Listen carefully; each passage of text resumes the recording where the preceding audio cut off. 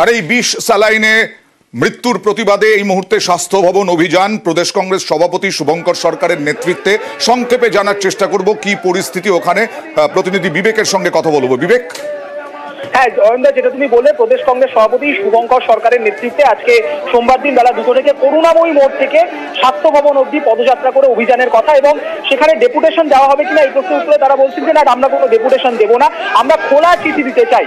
কিন্তু স্বাস্থ্য ভবনের আগেই রাস্তা জুড়ে রীতিমতো পুলিশি ব্যারিকেড, দ্বিস্তরীয় ব্যারিকেডের ছবি, এবং সেই ব্যারিকেডের সামনে এই মুহূর্তে আটকে দেওয়া হয়েছে কংগ্রেস সমর্থক থেকে শুরু করে প্রদেশ কংগ্রেস সভাপতি এবং যারা উচ্চ নেতৃত্ব রয়েছেন এই আজকের এই মিছিলে, কংগ্রেসের এই মিছিলে যারা ছিলেন তারা সেখানেই আটকে গিয়েছেন। এবং আমরা দেখতে পাচ্ছি যে শুভঙ্কর সরকার প্রদেশ কংগ্রেস সভাপতি তিনি হাতে স্যালাইন নিয়ে বিক্ষোভে ফেটে পড়েছেন। দেখা যাক পরিস্থিতি কোন দিকে এগোয়। অনেক ধন্যবাদ।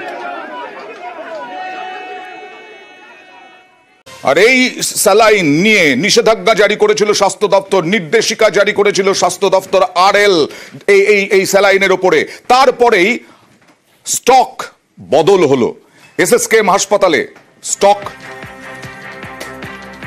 নির্দেশিকার পরেই SSKM থেকে সরলো রিঙ্গার ল্যাকটেট স্যালাইন। SSKM স্টোরে সেই স্যালাইনের পুরনো স্টক বাদ। এর আগে রায়গঞ্জের হাসপাতাল সুপার বলেছিলেন যে পুরনো স্টক থেকে দেওয়া হচ্ছে। এর আগে স্বাস্থ্য অধিকর্তা সন্দেহ প্রকাশ করেছিলেন যে সম্ভবত পুরনো স্টক থেকে দেওয়া হয়েছে মেদিনীপুর মেডিকেল কলেজে।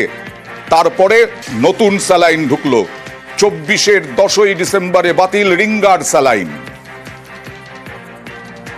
এই মুহূর্তে যে SSKM হাসপাতালের যে সেন্ট্রাল স্টোর রয়েছে সেই স্টোরের বাইরে সেখানেও কিন্তু এইরকম পেটি পেটি রিঙ্গার ল্যাকটেট স্যালাইনের বোতল সেগুলো বাইরে এনে রাখা হয়েছে, যেটা এখনো পর্যন্ত হাসপাতাল সূত্রে খবর এই স্যালাইনগুলো 10ই ডিসেম্বর বাতিল হয়ে গেলেও কিন্তু তার আগেই যে স্টক এই স্টোরে তুলে রাখা হয়েছিল সেই স্টকগুলোকে মূলত বাইরে এনে আপাতত রাখা হয়েছে।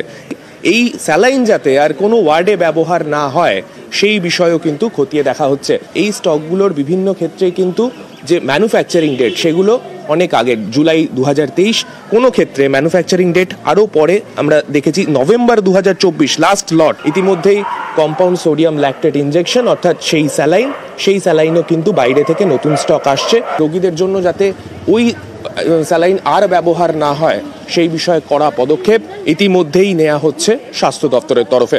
ক্যামেরায় গোপাল ওঝার সঙ্গে সান্নিক ঘোষ, নিউজ 18 বাংলা, কলকাতা।